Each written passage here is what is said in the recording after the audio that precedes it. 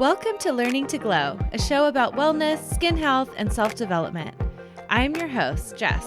I'm a mom, entrepreneur, and skincare expert. I'm so excited to share tips on how to achieve healthy skin and bring amazing guests in the field of health, fitness, aging gracefully, and personal growth. Let's explore all different ways we can take care of ourselves as women, both inside and out, to truly shine. So let's get glowing. Hello, everyone. Welcome to Learning to Glow podcast. Hope your January is going well so far. I've been talking to some friends and they've been talking about how they have been feeling since the holidays.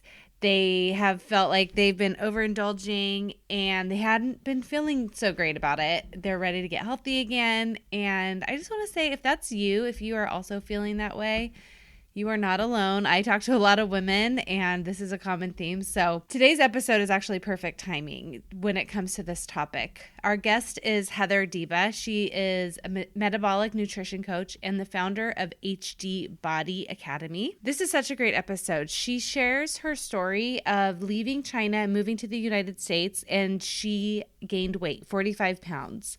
Her journey of dieting and trying to figure out her weight loss was very costly. And she talks about what she did to heal her metabolism and lose the weight for good. And now she helps other women do the same.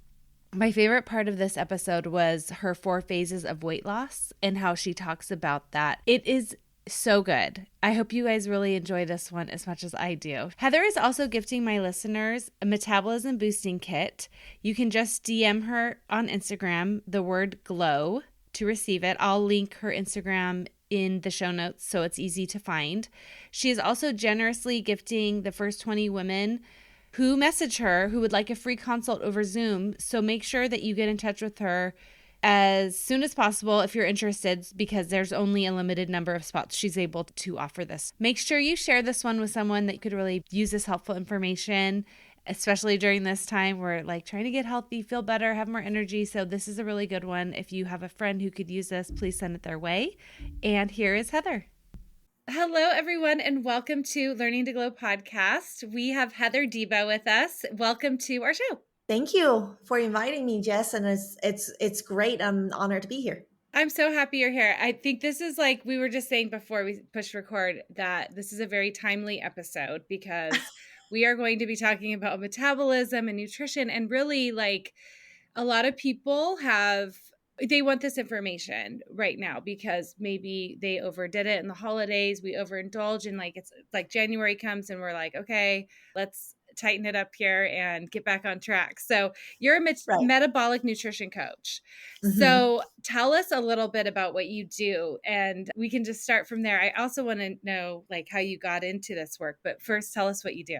So what we do is I help women to really repair their metabolism for women over the age of 35. And typically we have gone through a lot for our bodies, our body gone through a lot. Most women have gone through childbirth, and we've done some diets, and we have irregular eating, all of the sorts of things, and kind of damage our metabolism. And it's never broken. So in order for us to really have that long lasting results, whether it's losing weight or building muscles or just being healthy, all of that, you have to have your metabolic functions running well in order for your body to sustain those results after you put all of those effort in. And so that's what I do. I help women to get their metabolism back and running, to above 2,000 calories. That's all of my women, no matter how old you are. And so that way it's easier for them to sustain, so they don't have to go through holidays like where most women are right now and worrying about, oh gosh, I got a little, fluffy over the holidays, and now New Year's and coming out, we're talking about this episode coming out then.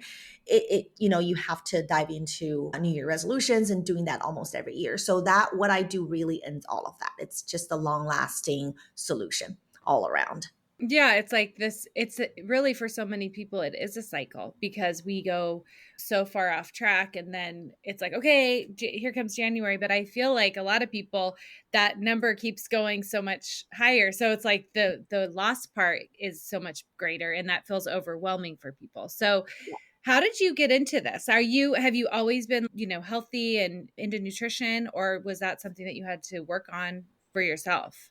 Well, it's so funny you asked that. No, I think in a way I wasn't aware of my fitness and problem for a long time. And for those who don't know me, I am Chinese, born, raised in China. So I came to the US when I was 16. The food was drastically different from what I was eating to here. Most people think about Chinese food and they think it's very carb heavy food. So our food is actually not carb heavy food. Our food is traditionally, it's very protein heavy, fat heavy, but not carby. Like we don't eat a ton of food, like carbs. So, but coming here, it was tons of carbs, tons of fats, low protein.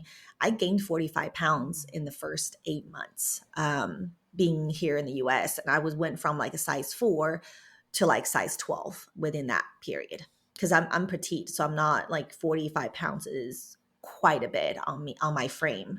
So, and then, when you realize like, well, I think I'm a regular woman. I don't think I had a traumatic event or a pivotal moment or awakening moment. I think it's like accumulation of years and years of losing weight, and it was easier, and then get older and it's getting harder, and spending a lot of money, spending time, spending, all sorts of gym membership, all of that accumulates to a point where like, okay, I got to do something. So no, I wasn't always fit, and I was very unaware of being healthy and fitness and what that takes, right? So, and so I remember I've been coaching, so I spent over 10 years, over $130,000 on weight loss to lose that Wow.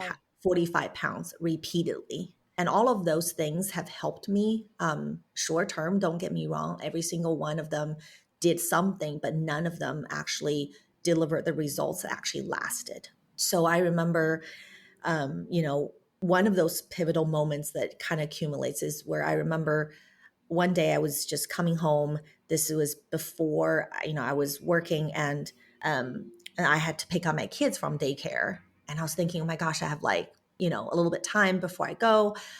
I got in bed. I didn't even think about it. It was just my habits. I went to grab a cookie and a small bag of chips. I climbed into bed and I turned on my favorite show. I'm like, I'm just going to relax for 30 minutes before I go. And then I heard my garage door open. And I was like, my husband was home early. He was not supposed to be home that early. And I didn't know what happened in my brain where I literally, gosh, I jumped out of bed. And I almost like I was trying to feel like I was feeling like I'm almost like was cheating on him or something, like that guilt, like jumping up. And I literally threw away the empty bag of chips, like empty bag. And I hide things. I hid things under my pillow so he wouldn't see. Because the only reason is only because I remember up to that point, like month before, and I was keep on telling him and say, hey, I need to lose this weight. Like I can't stand it. Really uncomfortable. Like I hate the way I look. I'm going to really do it this time. And I felt like the 100th time I've said that to him just a couple days before. And then there I was eating junky food. And so I was hiding all of that. And right after that, I just felt a lot of shame. I was thinking afterwards, I was on my way picking up my kids. I'm thinking, is that the woman I really want to be? And it's not. It's no longer about the weight to me. It was about my integrity. It was about my identity. I became the woman I don't admire anymore. And I can't ask my husband to admire me. So that was one of those moments where like, I got to do something about it for real, for good. And so that really took me, kind of looking for solutions. And I finally did. I figured out metabolism. I learned how to reverse metabolism because my metabolism really was sluggish. It was like I would eat 1,200 calories and I would literally look at a cookie. I would gain weight, and so Yes, I know. yeah. And I think a lot of women could relate too. And so I just end up investing my time and my money and learning how to reverse metabolism. And so I went from eating 1,200 calories, 13 roughly, to just maintain to 2,400 calories. And I lost 10 pounds in the process. It took me about 2 months. And so once I did that and I repeated again, helped my husband, helped my brother-in-law, I help my neighbors, I help my friends. And so it just kind of made me realize, oh my gosh, I can do this. And so now, a few years later, this is what I do every single day for women to really end that dieting cycle. And really, no matter what age you are at, and having that healthy metabolism is really, it's like that boost for your entire process. And it actually shortens the effort time cycle in order for you to like keep the weight off and getting to your goals. And so that's what I do every day. Wow. Oh, that is so incredible. I want to talk about a couple things that you mentioned. So, the first thing that I think is so interesting is when you came to the United States and you gained this weight. What do you think the main reason is? Because I hear this all the time. Like you said, your culture is more protein and fat based, and we're so afraid of fat here. I mean, I think it's getting better. Now we're afraid of carbs, but I think like do you think a lot of it was like you're probably eating more real food in China versus being here and there's so much more processed food it's so accessible and like easy to get? Or what do you think? I mean, you hear about people, they're like, oh, I went to Europe for 2 weeks and I lost 10 pounds and I ate everything, and they also walk a lot. But what do you think are some of the reasons? Because I hear this a lot. So I think if I'm comparing, really, I think there's twofolds to this entire obesity kind of overweight problem we have here in the US.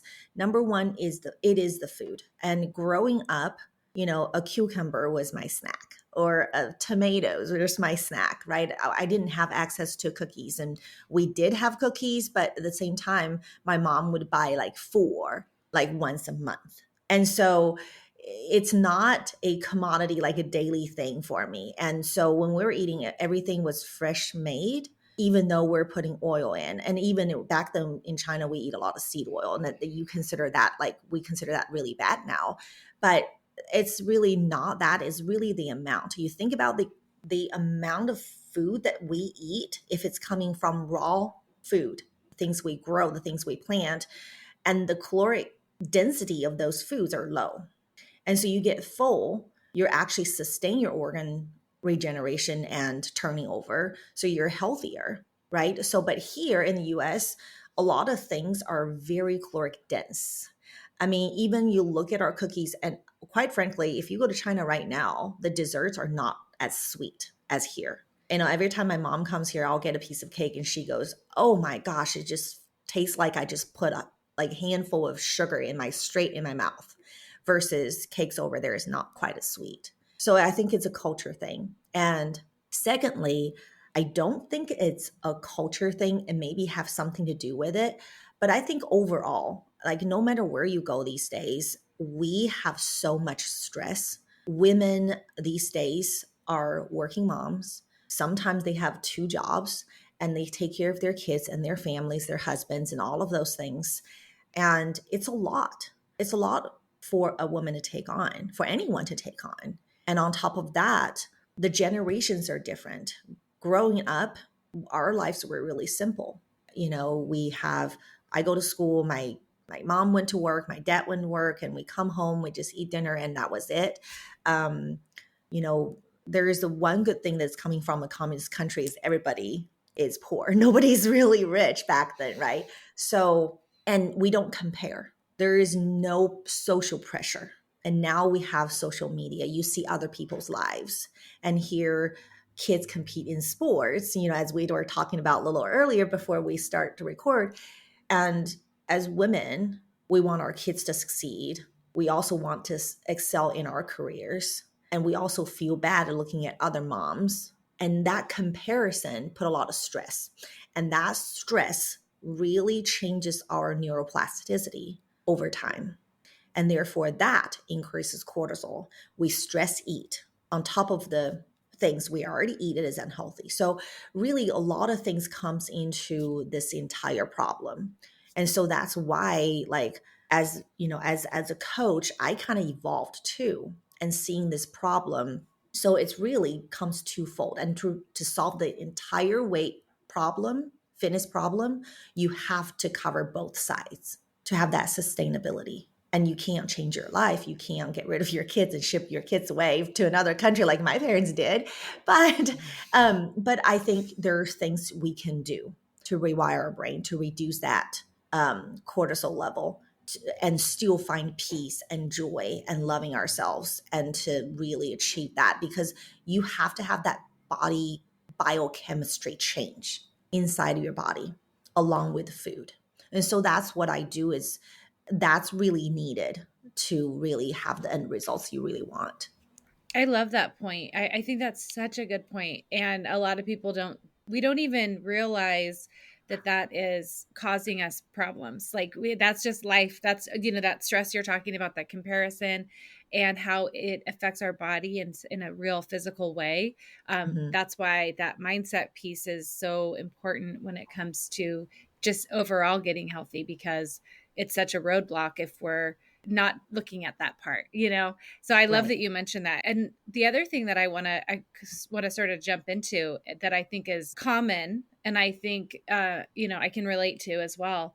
You said at one point you were doing, 1,200 calories, 1,300 calories a day, and then you jumped it up and you lost 10 pounds in a couple months. I want to talk about that, because really, let's talk about metabolism too, because what is the repercussion of eating that low or not enough with these diets? What does it do, and how does it affect our metabolism? Yeah, so eating that low, really, number one, if we put into perspective, 1,200 calories is what a toddler needs to grow. And, for any adult to eat that amount is really low. The only reason we eat that low is we want to create a deficit. So that way, caloric deficit means weight loss. And quite funny, it's this industry, the 1,200 calories is the magical number that everybody trying to hit. But here is the side effects. So when you eat that low amount of calories, your body literally adapts. Your body is so amazing. It adapts constantly to your lifestyle, to your stress level, to your food, to your metabolic needs, or to your body metabolic for your food intake. So, and I don't know, like if you remember The Biggest Loser. Back then, it was a big show. I do. I I watched grew it. up and Yeah. watched many, many seasons, right? Me And too.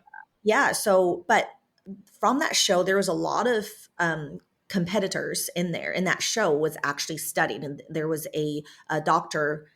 Kevin Hall, studied metabolic expert. He studied a lot of those contestants after the show for years.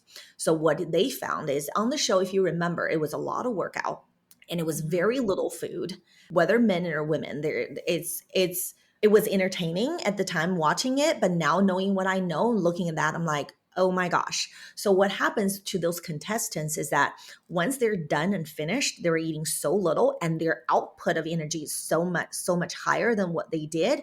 So they have left very little caloric content in their body budget, those food intake. A lot of it given to workouts, a lot of it to the rest of it is to sustain life, your body blood pump, heart pumping blood, you producing hormones, you're thinking, we're moving our fingers and talking. All of those takes energy. It takes calories. And when you don't have that calories in, your body literally goes into starvation.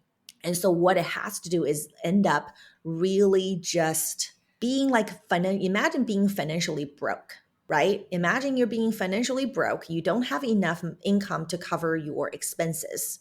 So what happens is you get into debt. Eventually you got into bigger debts. Then you lose your house and you sell your cars and worst case scenario, you become homeless, right? But you don't die from financial, like you still able to survive. So that's what your body does with low energy income, like low in caloric intake, is that your body start to build debt inside that you don't see. This is where eventually diseases happen. Metabolic diseases happen. Those are your insulin resistance, diabetes. Those are your hormonal imbalance. For women, it's a lot of PCOS. Digestive issues like IBS. Hypothyroidism is one of them because your thyroid is the CFO of your calories distribution. So when you don't have enough, your CFO can't do its job and saying, hey, how do I distribute this? Right? So eventually your CFO is like, okay, everybody gets a little bit, every part of your body gets a little bit of calories just so that you can survive.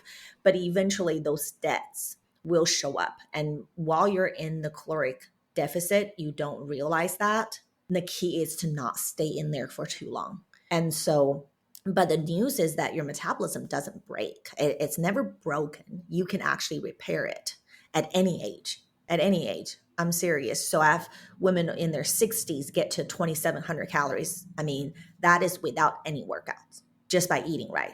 I have women that have type 2 diabetes and we reverse that and that is no longer an issue. I had women had PCOS and that is no longer an issue. I had women who lost periods when they're in their late 30s and gotten their period back and lost weight in the meantime. So all of those symptoms that you see is just really your body has accumulating a lot of debts. Eventually that starts to show. And what Okay. happens? Oh, sorry. Yeah. Go ahead. No, what happens the second, that's the second phase. The first phase is really your body adapts. Like, okay, so if I don't have enough calories in, I'll be in a deficit. Eventually your body goes, okay, I don't have income, so I need to readjust my budget. So I'll lower my budget. Therefore, guess what? I'm no longer spending. So any extra, so that's why I got down to 1,200 and that's what I'm eating. And my body goes, Heather's not feeding me anymore. So I only have 1,200. Let me just budget at this 1,200. So I'm not spending more. So my metabolic rate adapted. And it just, I think I jumped off from the Biggest Loser story is Dr. Kevin Hall ended up finding those people their metabolic rate dropped by 500 or more calories on a daily basis. They gained their weight back faster and they couldn't get it back up. But the reality is I figured out how, and I've been helping women to get their metabolism back up. And that's why women regain their weight back so fast is because after weight loss is because your body's no longer spending energy. Every time you eat normal food, which is normal amount that your body actually needs, and now becomes a surplus. That's why you gain the weight back so much quicker with each diet. And with each diet, it gets harder and harder to lose weight because your body is just adapting and it's budgeting low, period. I've never heard that about the thyroid. That's so interesting. So it could be something to be said about chronic dieting and low calorie allowance could lead to having a hypothyroid or, some type of thyroid disease. Yes. Which I never heard that before. Mm-hmm. Isn't that amazing? It's crazy. I mean, I have hypothyroidism. I've done plenty of this stuff. That's, one of the topics we talk about on this show is I'm an example of a lot of things that we shouldn't be doing. But I just think that's so fascinating because it's like you said, it's what we've been told that's like the gold number in the fitness. Like if you go to like a fitness app and you're trying to put in your calories, a lot of times the default is 1,200 and that's so interesting. And that's like what a toddler should be eating. So yes. We're doing these diets or we're doing this under eating. And then it's like you said, you couldn't even look at something without gaining weight. Like that is relatable. And I think that's because of all of the things that you've just described to us, why that happens. So what do we do? Like say we're in this situation, we've chronically dieted, we've yo-yo dieted, and okay, it's like, we're ready. We had that moment like you had at home when your husband came home and you're like, something clicks and I just want to start working on my fitness and my health and my metabolism. Where do we start? What can we do to help boost it? Yeah. So number one, I think in order to do that, there's a couple things you have to understand. There are 4 phases of a person's weight loss journey. And really it's like any area of your life you want to have growth and you're trying to become somebody new or having that transformation. So 4 phases is number 1 is awareness of a problem, right? So usually for that, when in a fat loss, weight loss world is where we kind of start noticing our problem. Like, oh, I eat and I gain weight. And for me, when I gained that 45 pounds, I didn't think it was a problem. I was just enjoying my experience here in the US as a teenager. And I didn't think of it a problem. And didn't intentionally lose weight. And sometimes weight goes up and down, and eventually get to a point where like, okay, now it's starting. So that's where the beginning point is a problem awareness. And then this is where you actually having enough pain. This is where people will take action.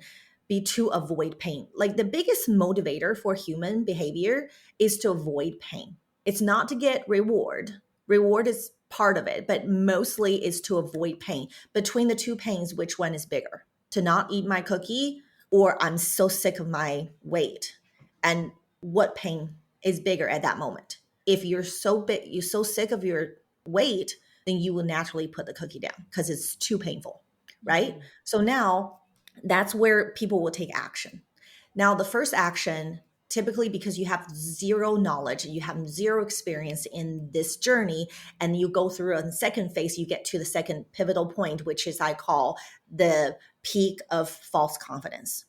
So what that means is where you get on a coaching program or like a diet, or maybe you did a DIY, start going to the gym and start doing research, and you start seeing results and you're like, oh my gosh, what I did worked, right? And then you're like, I know my body, I know how to eat, I should eat this, I shouldn't eat that.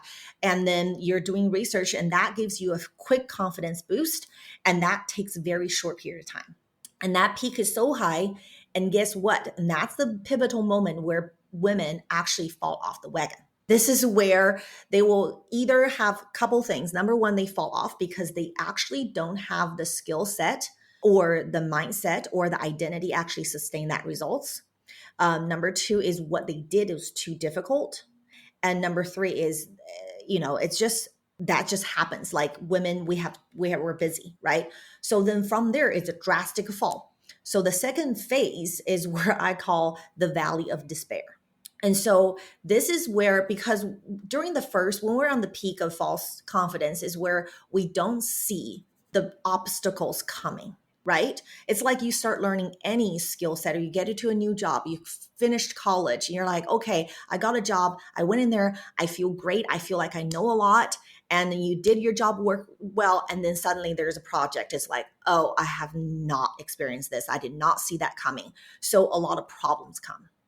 And that sends you to the valley of despair. And so that's where women start trying different things when we're desperate, when we have more problems. Now we realize there's more to just the weight loss problem. There's more to eating food. That's where I was like talking about my moment before, is where it's no longer a weight issue to me. It was my identity. It was me hiding things. It was me being shamed, like feeling shameful, right? And so that's when you're there and you start trying different things that you are blindly following, maybe, right? Or even repeating the things you've done before. So this is where a lot of women in this journey goes, oh, nothing works. It's so confusing.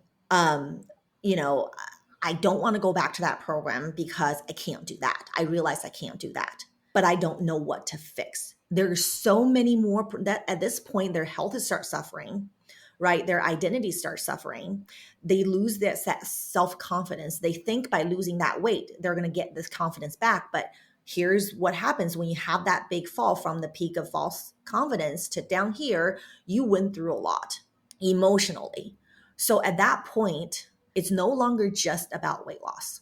So you hang around there for a little bit, right? And that's where you accumulate a lot of little moments like, I don't want to show my body in photos. I want to hide my stomach behind my kids, sideways maybe, right? And then there are times, oh gosh, I want to wear baggy clothes, or I don't want to be touched by my husband. I don't want to, do things.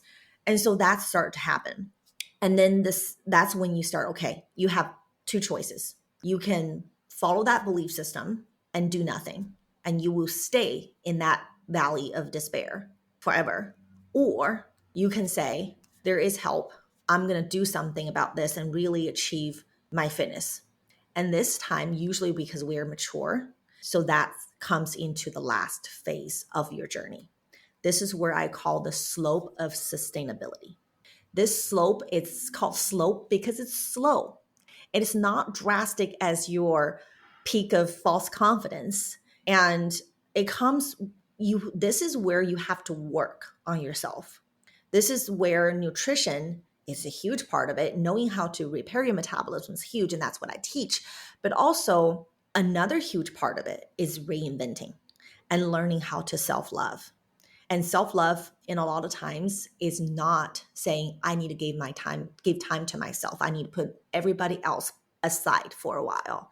That's not true self-love. True self-love is being able to know I am whole and complete without certain conditions. If you notice, like when you're having a bad day, your tempers and your mood towards everybody else is short.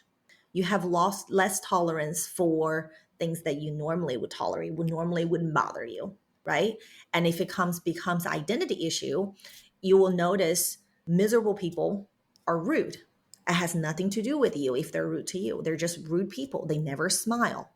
So I'll give you example of what lack of self-love looks like. I mean, in my world. So this was a couple years ago, and I was building this business. I was in the valley of despair when I was building this business, and I fell into depression, and I felt everywhere is busy. Everybody needs me. And my kids need me, my husband needs me, like my business needs me, my team needs me, my clients needs me.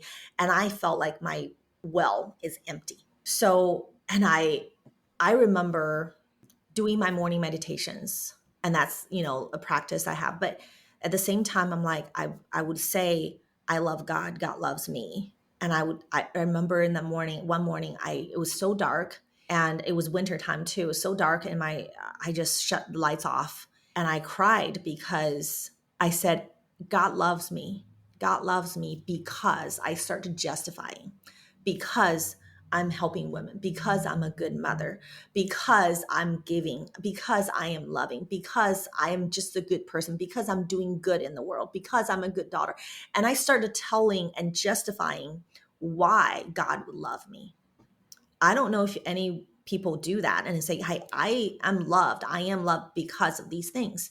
And so I was talking to a good friend of mine, and she asked me, she said, Heather, like, do you have a good friend? I'm like, yeah. Like, who's your best friend? I said, so and so. She goes, well, talk to me. What does this person have to, like, do you think she deserves love? Do you think has faults? Do you think she's perfect? I'm like, no, she has her shortcomings and things like that. And she goes, but do you think she needs to change in order for her to be loved? Do you think she deserves all of her dreams to come true, deserves prosperity, deserves a good relationship, deserves everything that she wants?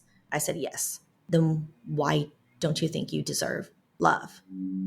Why is that conditioned? And so that was a moment I'm like, that's right. Why is that conditioned? And so the next day I looked myself in the mirror, and I was my hair was messy and no makeup, and the wrinkles and all of that stuff is like zoomed in. I was like, oh my gosh, I'm a mess. And I said, Heather, I love you. I couldn't say that. I meant to say that. Do you know how long it took me to say that? 10 minutes just to say it out loud to myself. And I didn't even mean it. The moment that sentence came out, I was bawling, because I didn't realize self-love is that tough. Just admitting that love is tough, right? And that translates into how you deal with weight loss. And here's the thing, self-love doesn't necessarily need space or time. It needs a awareness. So for example, like if I love myself, I honor my body, right? So if I see a cookie and let's say a handful of carrots, baby carrots, I'm just looking at these two things. I'm like, okay, which one will take me closer to my goal? Which one is more loving towards my body? Because I love it, not because I know it's healthier. Which choice would honor that? If you just pause and think that question, I don't think it's hard for anybody just put that cookie down. I'm not talking about tomorrow. I'm just talking about this moment, right? We'll worry about next minute, next hour later, next hour. So self-love is also about giving love to your loved ones. And a lot of women say, hey, I have to love myself. I have to take time for myself, which is true. You do. But also, it's a choice to love others. Here's the crazy thing. I had a client who was not supported by her husband or her mother during this weight loss journey. And her husband keeps on complaining that she's taking time away from him to plan meals, to actually taking photos, and to track her food and all of that stuff that she has to do with me. And she said, I don't know. I'm starting to resent him, and I'm just trying to love myself. Why can't I just love myself? Why I'm trying to do self-love. And the problem is that she actually resented her husband is a reflection that she resenting herself not being able to stand on her ground and find peace in that process. So I turned around, I looked at her and I said, so let's do this. I want you to sit down with your husband, no matter how frustrated you are. I want you to sit down, look at him lovingly and hold his hands and say this.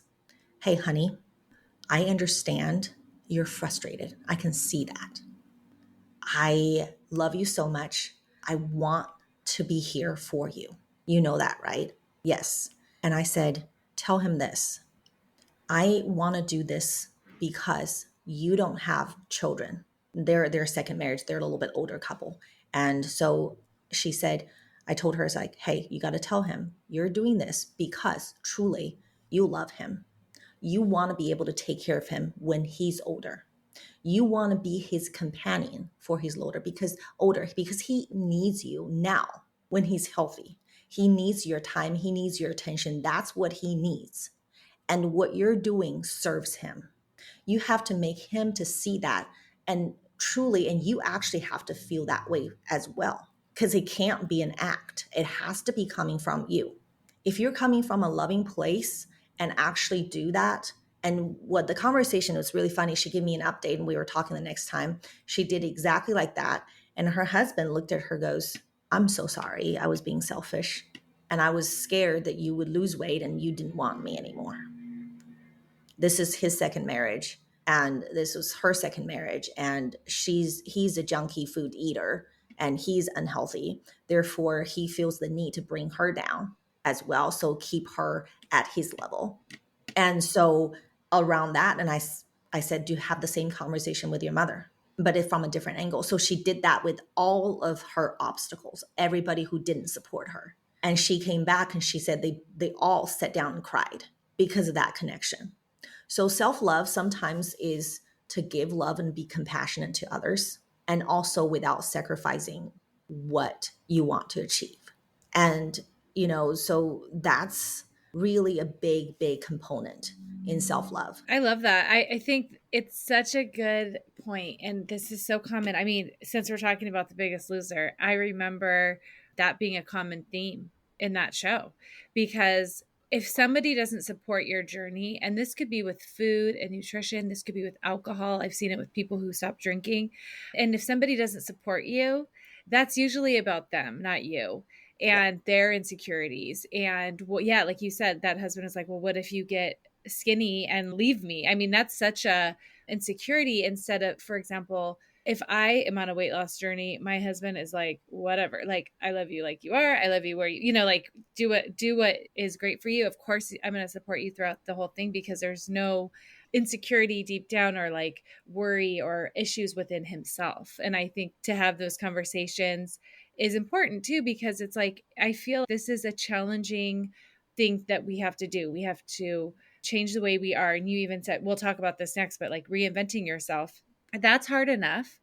If you have roadblocks in your family, with your partnerships, that is very difficult. That just adds more difficulty. So being able to have conversations is so important, and like getting to the core of it, but also having your own back and knowing I'm still going to do this for myself is because that's what my goal is. And, that's something that I'm going to do regardless. But if you can have that empathy and like compassion and actually get closer from it, then that's even better. So you talk about this. So this is a lot of mindset work that we're doing when we're going through this process. And the point where you said about like the step number 2, where you get this confidence and you're like seeing results, maybe, I feel like that is such a common thing, what you said. Then you go off the rails, or maybe you've seen a little bit of results and then you self-sabotage, or you're like, okay, this isn't fast enough. I love that you talked about that with it being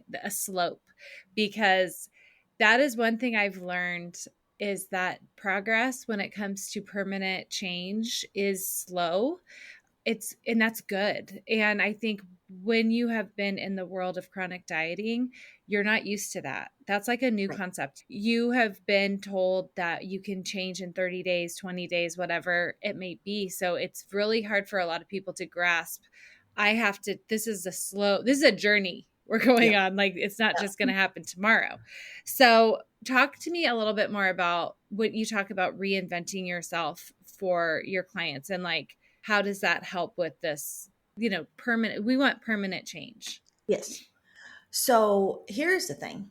Reinventing yourself is actually number one, you have to change your belief system about dieting, food, all around. So let's come from two side of things. So first of all, let's talk about food.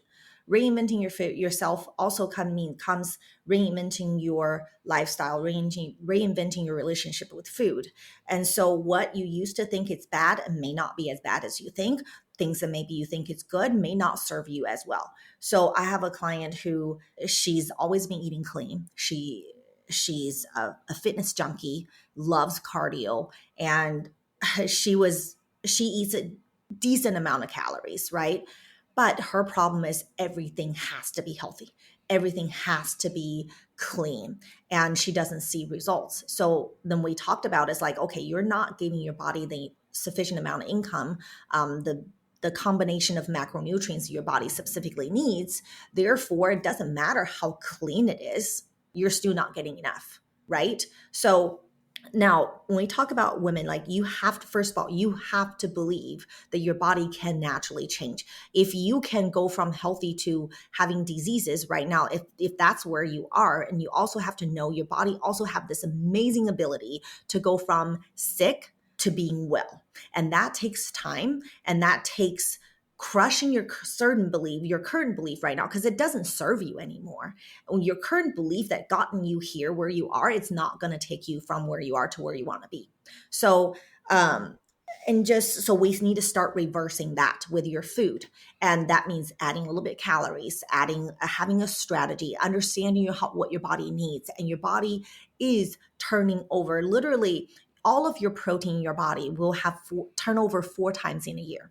Imagine new cells growing all the time. Every time a new cell grows, it's a new opportunity for you to be healthier, because you can grow healthy cells or you can grow more defective, unhealthy cells and keep the diseases going, right? So that number one has to go. Number two, you really have to learn how to reverse your metabolism. And to do that, and if you need help, you can let me know. But here's the thing. Doing that is one part. The second part is you have to reinvent your rules around life and when it comes to fitness. So a lot of women will tell me, hey, I go to the gym, I walk 10,000 steps every day, I drink a lot of water, I focus on my sleep, I eat 100 grams of protein a day, I don't eat a lot of carbs, I don't go out to eat, right? And so all of those things they're doing right, and they're like, it is exhausting. It is so exhausting. So a lot of women think in order for me to be healthy, I have to do all of that. In order for me to transform my body, I have to do all those things. But this narrative sets in such an unrealistic high expectation. How many women actually are able to do that? You may be able to do it for a week, 2 weeks, maybe 2 months, 3 months, 6 months, maybe. Then what? This is where you fall off.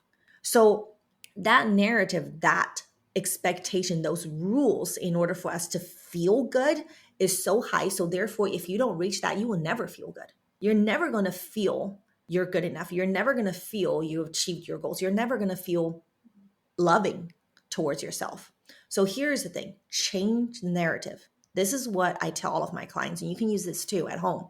From the statement, I am healthy if I do all of those things, to I am healthy when I drink water. I am healthier when I take the stairs instead of the elevator. I am healthier when I put that cookie down and picked up that strawberries. So your rules change every time you did a little thing.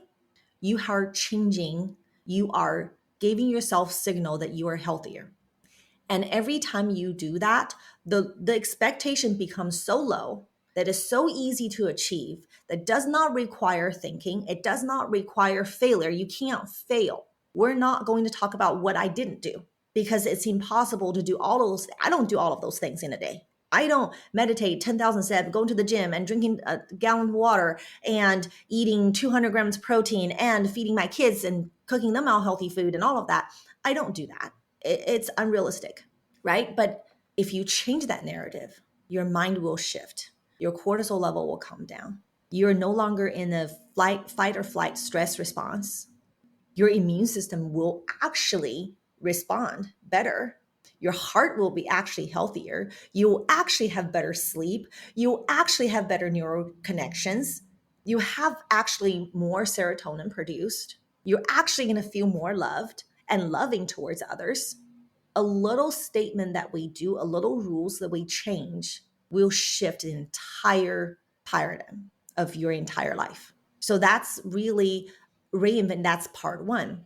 And the second part is truly self-love and decide if you have a perfect you, if you envision this perfect you, what does this person have to do in order for it to be perfect? And a mentor have asked me this at one point, and I've asked this questions like, okay, I want to please God because I was in a phase of learning spirituality. And I said, well, I want to please God. What do I need to do to please God? Right? What do I need to do to have self-love, to be accepted? And he goes, you have children.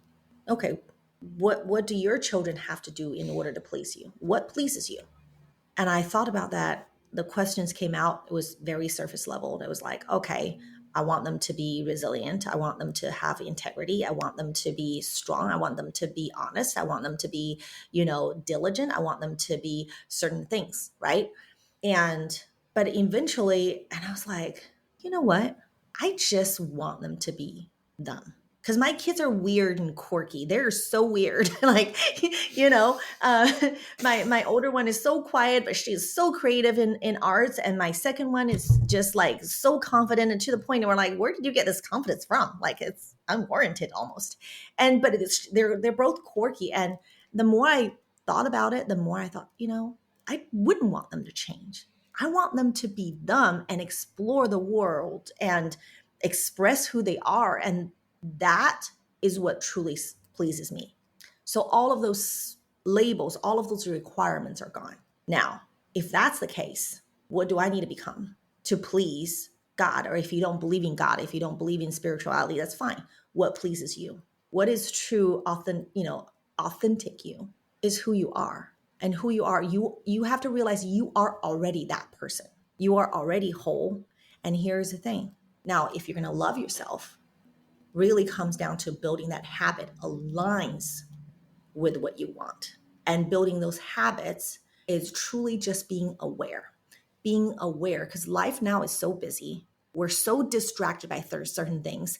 When we relax, we grab our phone, look at TikTok, we look at Instagram and Reels and all of those things. We're paying more attention to other people's lives than our own, right? And when a lot of people tell me, hey, I don't have time, I'm like, pull up your screen time. Let's take a look. Wait, I see, I just found some, right?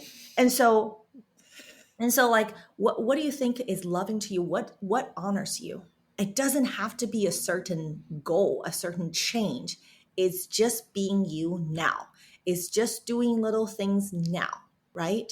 And it's the little things. If you change that perspective, that's the healthy process of reinventing, because it's easy to do. It's easy to sustain, and it's actually will dictate your behavior. It goes in a circle. So that's what you should do. I love what you mentioned about in the beginning. It's like, I have to do 10,000 steps, and we're actually bombarded with like, you have to do all these things every day. And all of the things that you mentioned that can be affected when we have stress, because it's almost like the two counteract each other. It's like you're trying so hard to get all of these things in, and you're causing your high cortisol, because our mind and our bodies are so connected.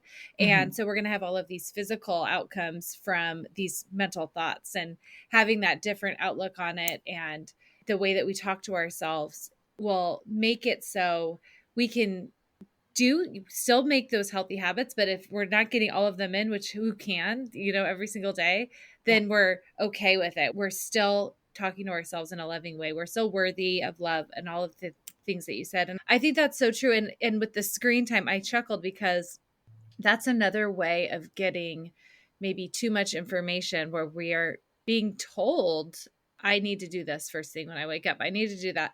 And it's like, that's one area, if you can like chill on that a little bit, I feel that's only going to help you in your journey, because it keeps you focused and not making you feel like you have to do every single thing every single day. I talk about that a lot because that was a shift that I had recently where I give myself weekly goals. I'd like to do this most days this week. I can't do every single thing I want to do every single day because I do have a long list of items I like to do and Yeah. I like to incorporate. But if I try to fit every single thing in every day, I'm just going to be stressed. And it's like all of the things that you talked about. So Yeah. I would love if you could, if people want to learn more about the metabolism part, because I know that is really interesting for a lot of people, especially a lot of my listeners are in midlife and above, and they want to know how they can do this, change their metabolism. I'm sure they would love to get up to 2,000 calories and not 1,200. So tell us about how to work with you and where to find you. Yes. So, number one, you can find me on Instagram. That's where I hang around the most for work. But before I go there, before I share my information with you, and I want to just give your audience, everybody who's listening to this point, a gift. Now, we mentioned earlier, New Year's is coming. And if you haven't started working on your fitness and your wellness, and this is a great time. So, as a gift, I'm going to give you something that I actually gave it to all of my clients. And it's truly really has been truly for my paying clients. So, this is my metabolism boosting kits. This is where in this kit, I actually have lectures break down how metabolism works, what is really need to focus on. I will break down everything for you so you can actually understand that it actually makes sense. And then I have a strategy, step-by-step strategy where you can actually use and apply to reverse your metabolism all the way up to 2,300 calories from where you are, and seeing process, results along the way. And so if you want that, just go to my Instagram and DM me the word glow, so I know you are listening to this show. And I will send that to you. And also I am offering at that point a only to 20 women for a free consultation call with me. I will sit down with you over Zoom. We'll talk about your needs. We'll talk about what's your block, and I'll give you some strategies that you can actually apply those, because I'm so busy and I only have like 20 spots available in January, and possibly, it depends on, it might have to be pushed into February. So I only have 20 spots. Just make sure you DM me and let me know that you're interested in that. So I will schedule you and plan everything out. So that's my gift to everybody. And this is really for somebody who, if you want to get your metabolism up, if you have been sluggish in energy, if your weight loss has stalled, or if you are just working on your next level goals, I think this is going to be really, really helpful to you. That's so generous. Thank you. And I'll make sure for everybody listening to link your Instagram and the DMing glow. I'll put all that in the show notes as well. Yeah. That's so And I sweet. forgot to mention my handle. Like, I was just so excited about this. So, so yeah, you can find me. My handle is Heather Deba. Heather is just how you normally spell it. Heather. Deba, that's Deba. Again, that's Heather Deba, Deba. And just send me the word glow so I know you are coming from Jess's cast, and I'll send this over to you. Okay, awesome. That's so nice. Okay, perfect. I will link everything, you guys. If you forget the handle, I will link the direct link to your Instagram page. And is there anything else you want to share with us before we leave? Yeah. So I think the only thing I want to share with women is, now this is a great time to start your fitness journey. But at the same time, if you are in that valley of despair, I promise you there's hope. Your metabolism isn't broken. It is totally repairable. And just take action. Just seek for help. Ask me, get somebody to help you. Don't stay where you are, because that slope might be slow, but that's the slope where you can sustain. And that's where the rest of your life could be completely a different picture. So don't give up. Oh, I love that. Oh, such a good message. I love that. Well, thank you for sharing today. It was such a pleasure meeting you. You're welcome. It's an honor to be here. Thank you for listening to this week's episode. Please subscribe and review so we can reach more people who want to learn to glow alongside us. See you next time.